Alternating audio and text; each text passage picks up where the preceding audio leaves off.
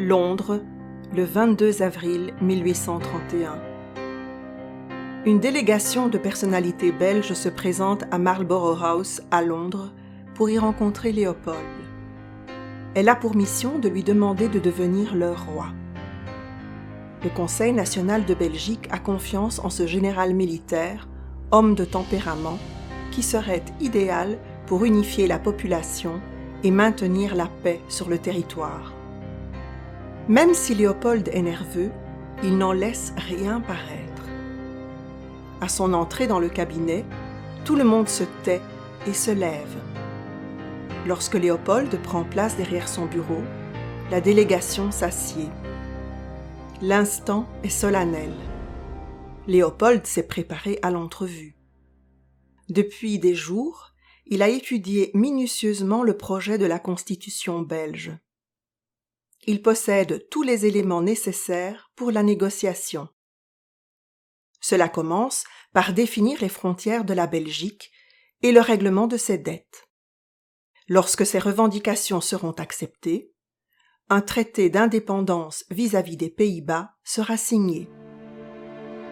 C'est ainsi que le 26 juin 1831, Léopold accepte. Dans la résidence de Clermont qu'il occupe, c'est le branle-bas de combat. La vaisselle est soigneusement emballée, la bibliothèque vidée de ses livres. Les tableaux de famille sont dépendus. Des caisses en bois renferment ses armes. Des malles en cuir encombrent le séjour. Les palefreniers préparent son cheval personnel qui fera la traversée de la Manche sur le yacht royal avec lui. Léopold et une escorte quittent Londres pour Douvres. En cette journée de juillet, il pleut. Le port grouille de monde. Sur les quais de marchandises, c'est la cohue. Des hommes courbés sous le poids d'énormes sacs de charbon déchargent une péniche. Des marchands vêtus de tabliers de cuir négocient le contenu de sacs d'épices.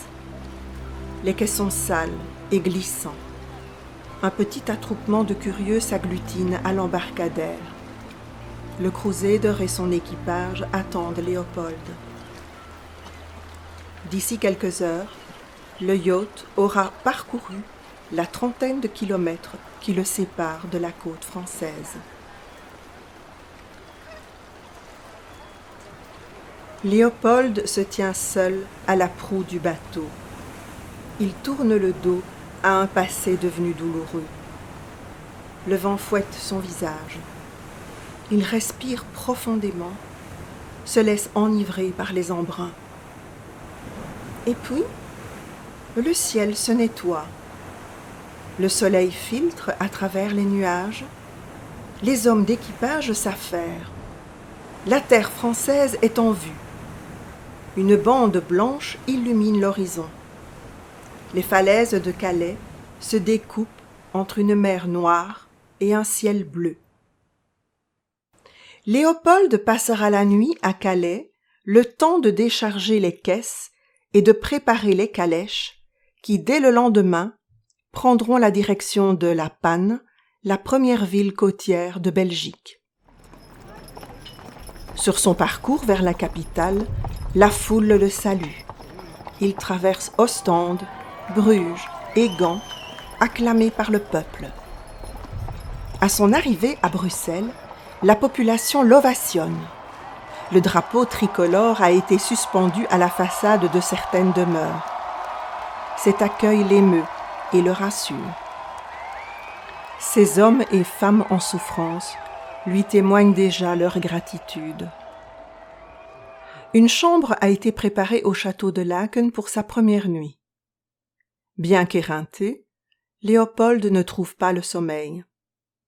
Il est assailli par le souvenir de ces derniers jours qui l'ont précipité vers d'énormes responsabilités. En pleine nuit, Léopold prend sa plume et rédige son discours d'intronisation. Le 21 juillet 1830, le jour de consécration est arrivé. Léopold se rend à cheval sur la place royale de Bruxelles, revêtu de l'uniforme de général de l'armée nationale. Il prend place et écoute la lecture de la Constitution. Son cœur bat à tout rompre. Maintenant, c'est à lui de prendre la parole. Il se plante bien droit devant l'Assemblée et entame son discours d'engagement vis-à-vis de la Belgique et de ses habitants. D'une voix sincère et grave, il proclame haut et fort « Je suis venu ici pour travailler au bien-être de ce pays et pour préserver, par mon acceptation de la couronne, la paix de l'Europe. » Il affirme aussi qu'en cas de guerre, il prendra lui-même la tête des troupes armées pour défendre son pays. Enfin, il appose sa signature royale au bas du document de la Constitution. Une page d'histoire vient de s'écrire. La Belgique est née et proclame Léopold de Saxe-Cobourg-Gotha, premier roi des Belges.